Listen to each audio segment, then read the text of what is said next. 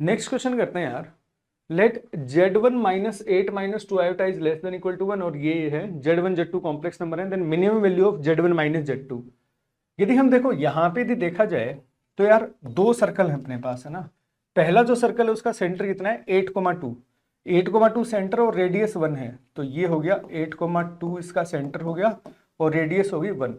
दूसरा जो सर्कल है ये वाला जो सर्कल, ये मान लो सर्कल C1 बोल दिया मैंने, और दूसरा जो सर्कल है उसका सेंटर क्या है 2,-6, 2,-6 मतलब यहाँ, और रेडियस जो है इसकी है √2, तो ये हो गया 2,-6, ये हो गया C2 सर्कल। इसने क्या बोला है कि यार Z1 जो है वो तो पॉइंट है इस सर्कल के ऊपर, Z2 पॉइंट है इस सर्कल के ऊपर, तो Z1 माइनस Z2 की मिनिमम वैल्यू चाहिए, मतलब इसके जितने भी पॉइंट हैं उनमें उनकी डिस्टेंस हमें इस सर्कल के जितने भी पॉइंट हैं उस पर निकालनी है, फिर जो मिनिमम आएगा वो वैल्यू हमसे पूछी है। तो वो कैसे निकालेंगे, हमें पता है कि यार मिनिमम जो डिस्टेंस है किसी भी दो कर्व की वो कॉमन नॉर्मल के अलोंग होती है, सही है। कॉमन नॉर्मल मान लो ये आया, मुझे नहीं पता ये नॉर्मल जो ओरिजिन से पास करेगा नहीं करेगा, कॉमन नॉर्मल मान लो ये आया, तो मुझे ये वाली डिस्टेंस चाहिए यहां से और यहां तक वाली, ये डिस्टेंस डी चाहिए मुझे।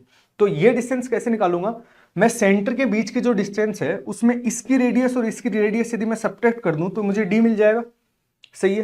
तो इसकी डिस्टेंस देख लो कितनी है, C1 C2 जो है, मान लो इसका सेंटर, मान लो मैं S1 बोल दूं, ये S2 बोल दिया, इसका सेंटर C1 है, इसका सेंटर C2 है, तो C1 C2 के बीच की जो डिस्टेंस है वो यदि कैलकुलेट करें तो C1 C2 की डिस्टेंस कितनी आ गई, रूट में 8-2, 6 का स्क्वायर प्लस 2 + 6, 8 का स्क्वायर, तो 10 आ गई।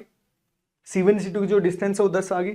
अब जो D जो डिस्टेंस है वो कितनी होगी, C1 C2 डिस्टेंस में से R1 माइनस R2 कर दो, ये रेडियस और ये रेडियस घटा दो तो शॉर्टेस्ट डिस्टेंस आ जाएगी।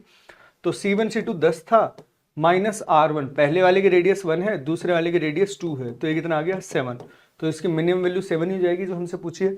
तो थर्ड ऑप्शन जो है वो इसका करेक्ट आंसर आ गया।